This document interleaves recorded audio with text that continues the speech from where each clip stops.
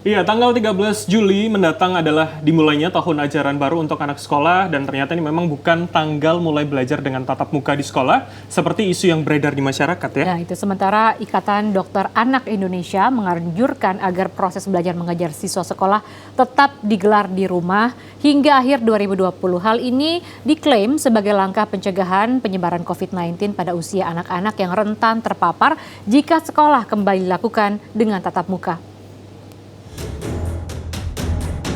Wacana kembali sekolah pada Juli mendatang tentunya menuai kontroversi di berbagai kalangan.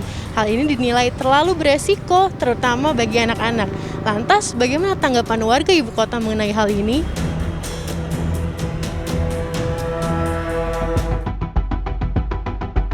Tidak setuju, kan udah banyak ya di Korea atau di negara-negara lain yang sekolahnya sudah mulai buka, ternyata anak sekolahnya itu terkena COVID dari gurunya atau lingkungan, entah kita nggak tahu. Saya sangat-sangat tidak setuju. Don't do that!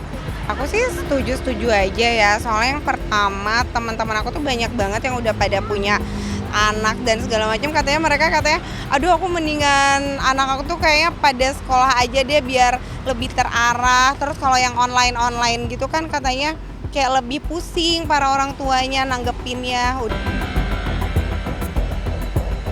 Kayaknya tetap di rumah ya, harus mungkin istilahnya homeschooling gitu ya. Soalnya kalau ngelihat kondisi masih tinggi kayak gini, angka COVID kayaknya aku sih nggak setuju. Ya ikutin anjuran pemerintah aja, mana yang terbaik pasti pemerintah sudah melaksanakan yang terbaik. Saya bukan expert, tapi menurut saya yang penting fasilitas sekolah itu higienis, dijaga selalu kebersihannya dari virus, dan juga yang perlu diingat anak-anak itu kan tidak mudah untuk dikasih tahu untuk tidak berkumpul. Mereka by default pasti berkumpul. Jadi mungkin selama kita belum tahu formula yang tepat, sebaiknya school from home dulu. Ketua Umum IDAI Aman B. Pulungan menyebut anak usia sekolah masih rentan terpapar jika mekanisme belajar mengajar dikembalikan pada pola tatap muka. Alasannya kebiasaan menerapkan pencegahan infeksi atau protokol kesehatan dirasa masih sulit dilakukan anak sekolah meski dengan pengawasan. Hal ini juga disebut berpotensi memperbesar jumlah infeksi corona pada anak jika terjadi ledakan pada gelombang kedua nanti.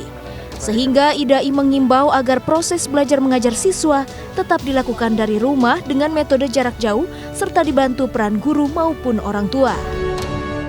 Kami menganjurkan agar kegiatan belajar mengajar tetap dilaksanakan melalui skema pembelajaran jarak jauh. Dengan mempertimbangkan antisipasi lonjakan kasus kedua, sebaiknya sekolah tidak dibuka. Pembukaan kembali sekolah-sekolah dapat dipertimbangkan jika jumlah kasus COVID-19 telah menurun. Apabila sudah memenuhi syarat epidemiologi untuk kembali membuka sekolah, maka kami menyarankan agar dilakukan pemeriksaan PCR secara masif. 30 kali lipat dari jumlah kasus konfirmasi COVID-19, termasuk juga pada kelompok usia anak.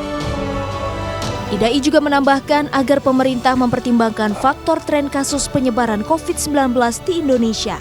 Jika menurun baru bisa menjadi indikasi sekolah dapat dilakukan dengan cara konvensional. Vida Rahmania, Bram Herlambang, Daud Thompson, Jakarta.